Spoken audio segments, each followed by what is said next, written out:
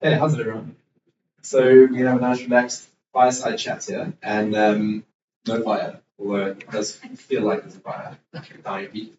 And we're gonna chat about Hodl Hodl and P2P escrow services, how you do it in a decentralized and honest way. And then we'll open the floor to some questions towards the end. We're really going to get some Q&A going. So I'd like to welcome Anna from Hodl Hodl, all the way from Latvia, and so thank you. And I think we'll kick off first. If you could just give a high-level overview of like what is peer-to-peer service versus like a centralized trading platform. Hello, everyone. Thank you for the nice introduction. My name is Anna. I'm the CEO of Hodl Hodl. Essentially, what we're doing is a solution for peer-to-peer trading and lending that allows people to do this with each other in a non-custodial way, remaining in the possession of their own funds for the whole duration of the trade. And answering your question, in my opinion, the difference between the centralized exchange, like any regular centralized exchange you would think of, and a peer-to-peer platform like ours, is that centralized exchange involves centralized liquidity. This is the first issue that I see with that, which is a target for attacks and all other associated risks. Whereas with Hodl Hodl, for example, for each trade or each lending contract, we generate a unique multi-sig escrow where the balance for that trading or lending contract sits safely with you remaining in control of the keys to that escrow for the whole duration of the trading or lending. So yeah, we eliminate the risk of centralized liquidity rules. We don't require any personal information, which eliminates the risks of data breaches, data losses, and all the regularly issues associated with that. And if you guys know Bitcoin, that you'll be buying on Binance or Kraken would immediately be tied to your identity, to the verified account you've been using, which is easily traceable on the transparent Bitcoin blockchain. So with Hodl Hodl, you don't have to go through neither the first issue nor the second one. And also, we eliminate the risk of having the middle party because you deal directly with the other person, which completely excludes the middleman in the process. And as we all know, third parties are security holes. Okay, great. So my second question is, and it kind of follows on to what you've just been saying, but if you could summarize just why do you think peer-to-peer is important? Because it's a lot on paper, it's a lot easier and simpler to go through a centralized service like that. Scales better, at least upfront. But there's obviously a bunch of trade-offs that people aren't really aware of. And so maybe if you want to speak a bit more about like why peer-to-peer is so important. So if we go back to Bitcoin's white paper, peer-to-peer is how Bitcoin was initially supposed to be used, and I believe we're still supposed to try and use it as peer-to-peer as possible, although you're right, it involves several complications, make the processes longer and more complicated, and there's a human factor involved in those cases, so it creates like several issues, but I believe peer-to-peer is the core of everything we have behind Bitcoin, and particularly here in Africa, seeing all these grassroots movements, all these little circular economies. Basically, what they're doing is peer-to-peer. That's just maybe not as advanced and developed, although like I'm actually here to learn from the tools people here are using. My whole team is here. We're gathering the feedback, collecting the information about what works here, what doesn't, and we were super curious, super interested to learn about the tools people are using here for peer-to-peer trades. For example, Ricki shared with me the story of his own peer-to-peer, I don't know what to call it, not a platform, but a peer-to-peer group where people been exchanging Bitcoin in a peer-to-peer fashion for many years already successfully. It's completely reputational based. But what we are trying to bring to the market is a technological solution that allows for extra layer of security. And again, we're not here to fix or replace what people are using here. We're here to offer different kind of solutions, advanced tools, and maybe help people benefit from what we're offering, because we've seen this working in other regions. We've seen this working in different economies. Yeah, and I don't know, I think Ricki is also quite capable of answering why peer-to-peer is really important in Africa and how is the peer-to-peer scope here in Africa. I would like to hear from you if you have something to add to that. Yeah, so there's a few people in this room here on our peer-to-peer group, and essentially how it functions is it's basically a signal group. You know, people are on the signal group, and you have to dox you guys. All the cameras are pointing at me. So sorry, someone's trying to phone me. It's really great. Yeah. Let's pause. Yeah, so we have this group, and essentially how it functions is people just say, I have a trade, I want to post a trade, I want to buy or sell, and then someone responds to them via DM, says, cool, I'll take a trade. And then they sort it out between themselves. Right? That relies on trust, and that means that to get into the group, you need to be added by someone that can verify that you're not a scammer. Because as soon as there's one scammer in the group or one Fed in the group, it doesn't work. The group has to be deleted, started from scratch. So that obviously doesn't scale, and it requires like a very high level of trust. So that works fine in the really micro scale, you know, up to let's say max 100 people. That probably works. But anywhere past that, that stops working. So I'm actually of the opinion that like small peer-to-peer groups, simplicity is key. So when it's just you and your local community, you and 25 people you all know personally, that's the best and most efficient way to do it, is on a signal group. You know, don't use Telegram, it's a scam hole. But you know, that's the where you can just coordinate between yourselves. There's no problem with that. But that doesn't scale. And so this is where the next level comes in of like right now you need access to greater liquidity. Let's say you want to buy a larger amount of Bitcoin, that liquidity isn't available in your group, you need to go and find it elsewhere. So presently what people have is they've got to go to a centralized exchange. And that's a terrible trade-off. Like that's just most Bitcoiners shouldn't let Bitcoiners buy their Bitcoin on the exchange. You know, like it's a bad idea. So the critical feature that's missing here is an escrow-like service. And so this is obviously what Hodl Hodl does. And so I've got a question for you about this, like how do you scale a service like this? Because we've obviously run into our own issues trying to scale our own group. There's a limit to it. You have the escrow, so you can scale it in theory, but in practice, like how do you go about scaling? Because liquidity is really important.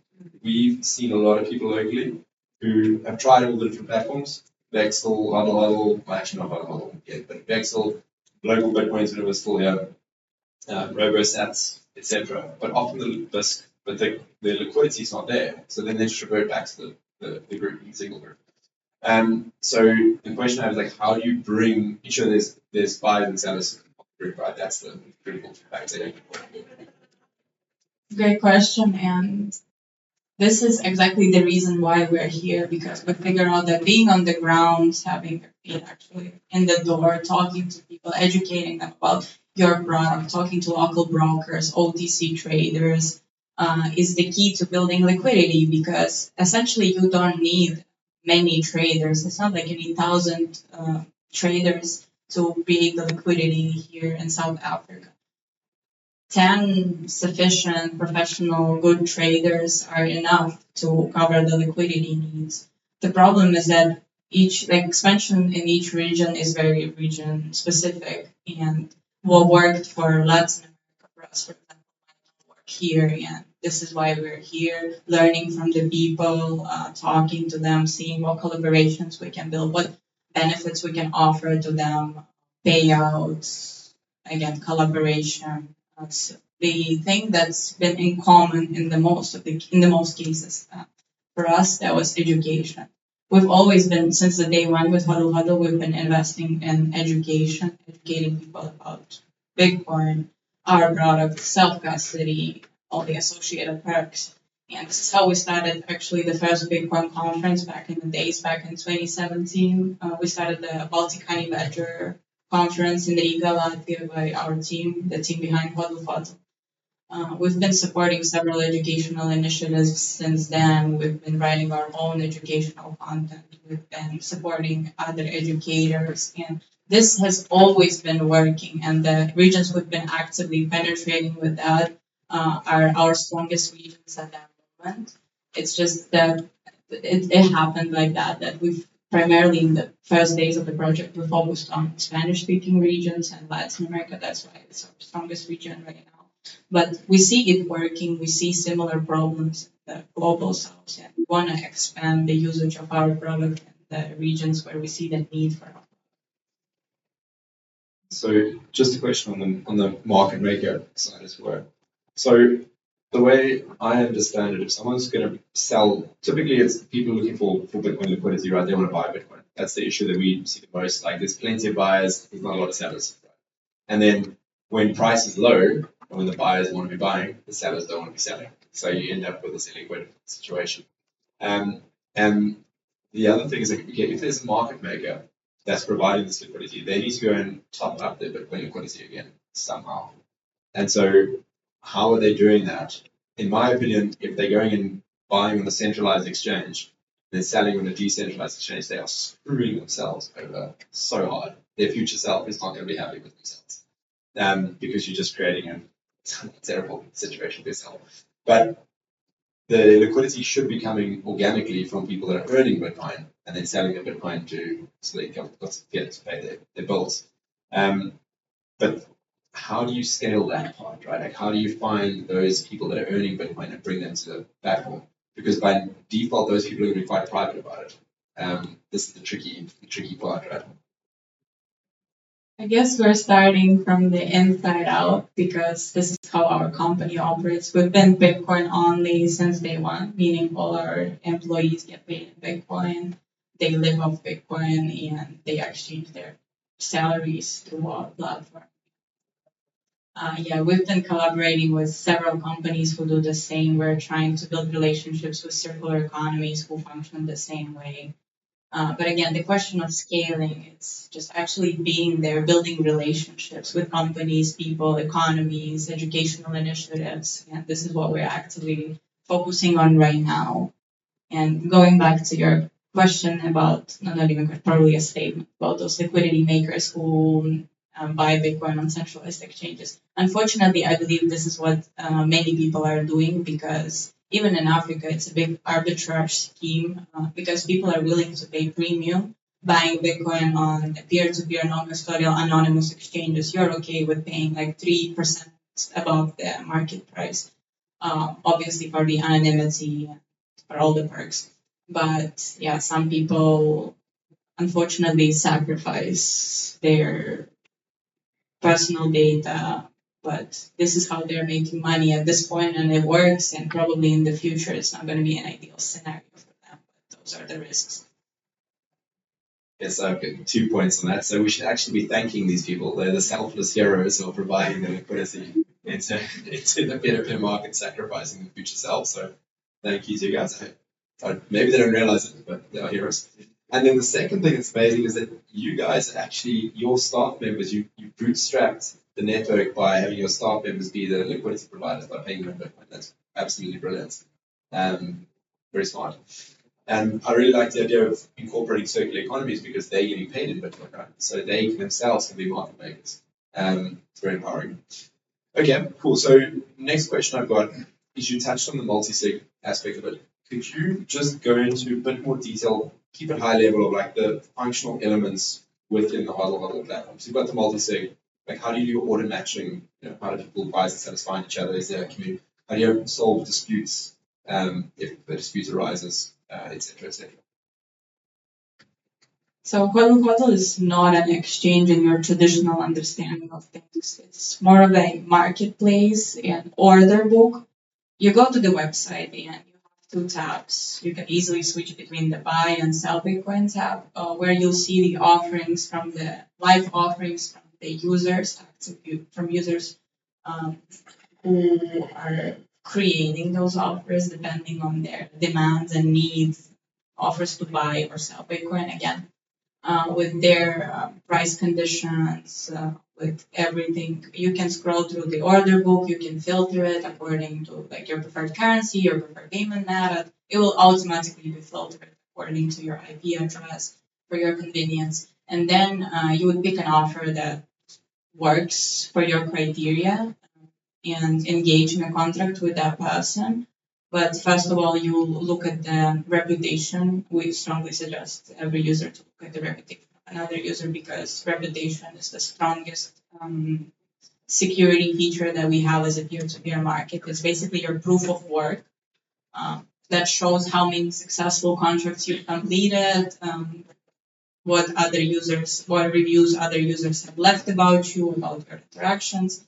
And then once you've accepted the offer from other person, Hodl Hodl will automatically generate a unique multi-sig escrow address with the keys distributed among the buyer, the seller, and the platform. So it's 2 out of 3 multi-sig escrow, meaning that every time you would need to release Bitcoin out of escrow, you will be asked to use 2 signatures to complete that transaction. And normally that would be the signature of the buyer and the seller. So if everything goes wrong, it's just the buyer and the seller co-signing the transaction and it smoothly goes out of the escrow. Hodl Hodl has the third key for the reason of disputes. In case of disputes arise or something, any intervention is needed, we're here, our team of live people is there to provide support to resolve dispute, and we have our own dispute resolution system proven by years of us being in the market, 8 years of us like using the same system. Yeah, and in that case, we would use the third key of ours for signing the transaction with the winning party, and the money will go out of the escrow to the wallet of the party who won the dispute.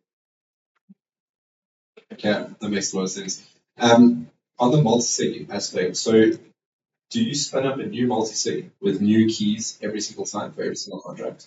So a user can't use their own hardware wallet, for example, as their own key, because if you're trading often, because now you end up having to record that key every single time. You got to write down your and then dispose of it. So is that how it works presently? Yeah, this is how it works. Also, Hodl Hodl is a retail solution. We don't expect like high volume trades or OTC trades in there.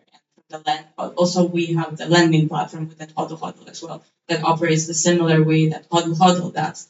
But it's also a retail lending platform. So extra security layers like that are just not necessary and create more complications. Although with other products of ours, like institutional lending products, we use hardware wallets and exactly what you're talking about for extra security layers because higher like volumes of Bitcoin are involved and obviously higher security levels are needed.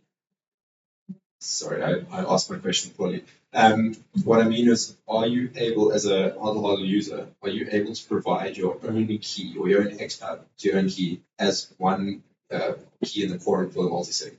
Or do you have to, in other words, can you bring your own private key? Or do you always have to use the private key created by Hodl Hodl? Sorry, I misunderstood the question. Yeah, it's the key generated every time by us, but on your side of the browser. So it's encrypted, it's not visible to us, but it will be automatically generated. The prompt will be sent by us, so it will technically be generated by us. Okay, cool, got you. Okay, let's fast forward into the future. Emperor Trump controls half of the galaxy. And Dark Biden the other half. How does Hodl Hodl survive in an extremely adversarial environment where you have regulators coming after platforms like this because they want to push everyone to a centralized exchange because then they can monitor everything, they can tax everything, they can keep the boots on the neck of humanity? I would start by saying we'll see what the future brings because you can always prepare, but the most harmful situations always come unexpected. So with 8 years in the business, I've learned that there's no reason to run behind the car, in front of the car and being expected to be hit by that car. So, but at this point, what we're doing, we're essentially just eliminating the risks on our side, putting all the responsibility on our user, and by the responsibility, primarily, I mean the custody of the funds, Because being a non-custodial platform, hence not a money transmitter, removes 99% of the risk from our shoulders.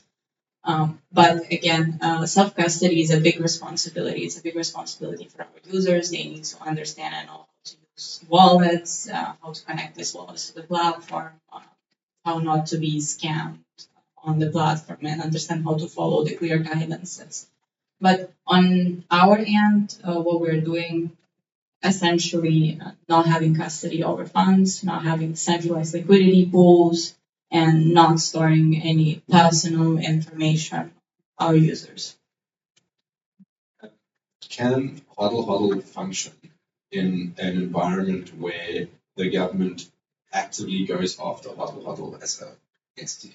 Like, is the code able to function by itself? Are people able to run their own instance? Like, can it continue without Hodl as a company behind it? In theory, yes, and some of our code is open sourced. Not all of it, but obviously life ever puts us in the position where we have to open source it. We won't be greedy about it. Another perk of it is that we don't have an app. We don't have neither a web app nor a mobile app, meaning that nobody can technically shut down, remove the app from the app store, shut down the app. You can still be able to run it. And with our lending solution, we even have the doomsday software that allows you to still extract the collateral from the escrow if the platform for some reason goes down. You just run the piece of code on your machine and access the basic escrow the same way you could access it through our platform, but with a pretty interface. Yeah, I think the reason why I asked the question is because the biggest risk to the state is people peer-to-peer trading with each other. Like, that's really where the most power lies for individuals. And so that's why I think we're going to start seeing, like they came after Samurai, they're going to start coming after peer-to-peer platforms, because that's literally where the biggest weakness for the state lies. And so I guess we have to kind of plan for this future. Like, we've already seen some dystopian moves being made in the case of Samurai, Tornado Cash, etc. Yeah, I mean, do you have any final thoughts on that point?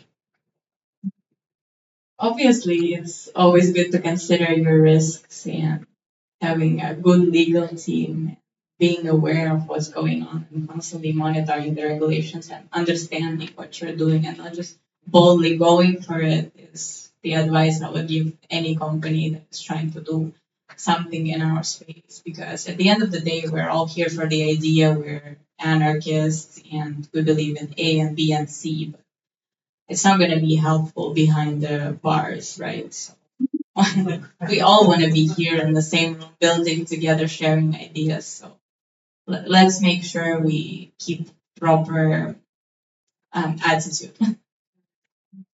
All right. Anna, thank you so much. This has been illuminating. If you could just leave us with some final thoughts on how people can onboard a Hodl Hodl, start, set themselves up, start using it, and how do we get liquidity in locally so that we can start benefiting from it. Absolutely. So we're having a booth downstairs. We're around today, tomorrow. If you have any ideas, if you have any feedback, if you know the local liquidity providers, if you could be anyhow helpful or you think we can be helpful, please come up to us, chat to us. We would love to have a conversation with anyone interested. Onboarding on Hodl Hodl is the easiest thing on us. All you need to create an account is a valid email address and password and two-factor authentication app, and you can start using Hodl Hodl straight away. Yeah, please come up to us. We're here looking for partnerships, looking for liquidity providers. Thank you so much, Ricki. My pleasure. Thank you very much.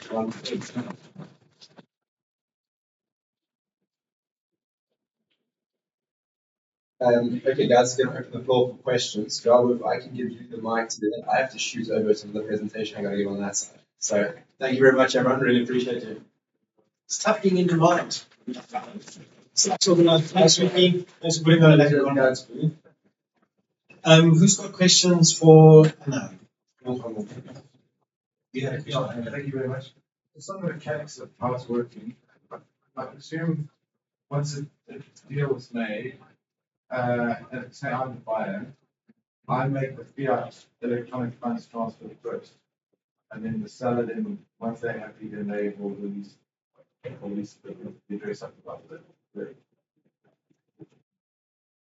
Yeah, that's correct. Basically, when you create an offer, when the offer is created, there's a thing called payment window that you are defining that time for that. And it's the amount of time that you would assume this particular payment method you're using for your contract would take to arrive. If, for example, you're doing a bank wire, you would expect it to be in your account in 3 days, right? So you would account for that when creating an offer, you would put that time frame. So in that case, when the payment's been made and the buyer marks the contract as paid, you'll still have 3 days to, I mean, you'll still have time. It's not like the contract will automatically get canceled even if it runs out of time. But still, it's good to be aware of that. 3 days to safely receive your payment, and only once your payment is in your bank account, you would confirm the receipt. You'll be asked several times if you're sure you actually have the money on your account, and it's not like somebody provided a payslip to you in the contract chat that you are supposed to blindly trust because you're done. Yeah, and once you actually have the money, only then you press the button confirming that you received the payment, which automatically, with the use of your payment password, that's the encryption of your receipt, releases the transaction from escrow to your wallet. And so, second part of the question: if I'm the seller, do I have to reveal my identity to the person that's now going to send an electronic funds transfer to me from a bunch? Is it sufficient to just to give them my account number at a bank, or something like that? You can use whatever works for that particular payment method you're using. I don't know, for example, Revolut or other online payment systems. Sometimes you can use just a QR code, just a nickname, just a link. There's a link like payment requesting, payment sending that doesn't specify any information about you.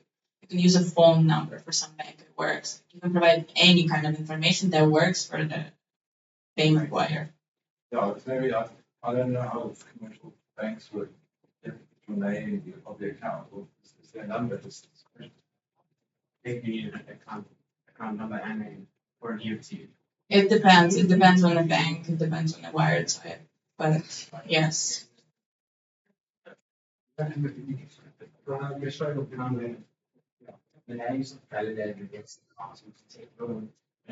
mean, they know it's not so bad.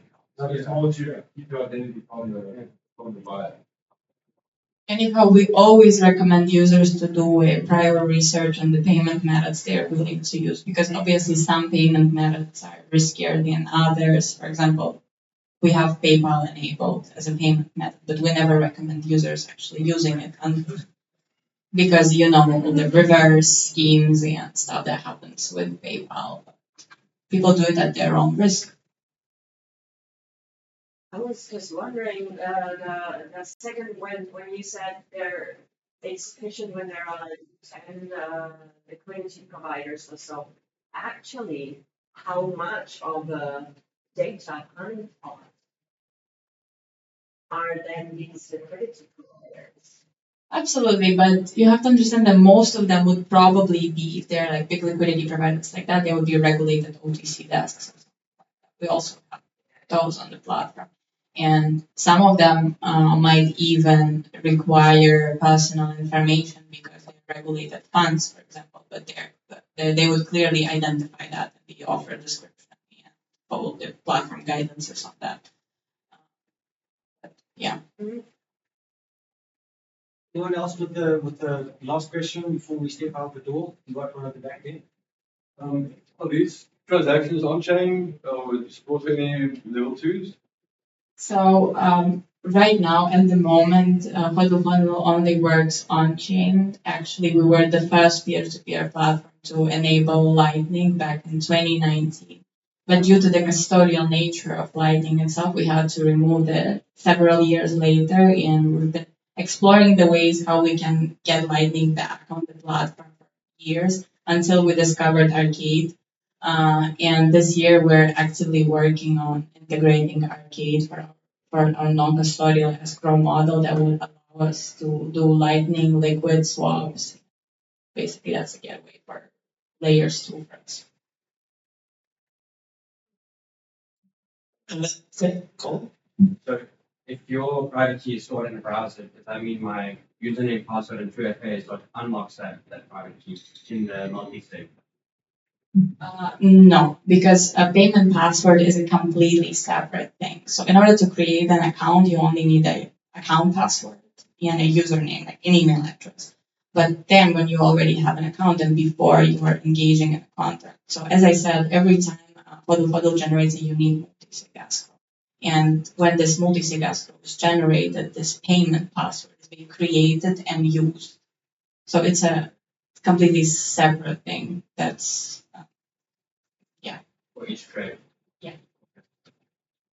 Thank you, Anna. I think just as a last word, you made lots of mention of how you structure handling disputes, and you've got a very strong legal team to help you figure out all these things, because in many of these situations, how you go about it and how you set it up is quite important so that you run into fewer problems down the line. And we all understand the legal framework as far as property and possessions go.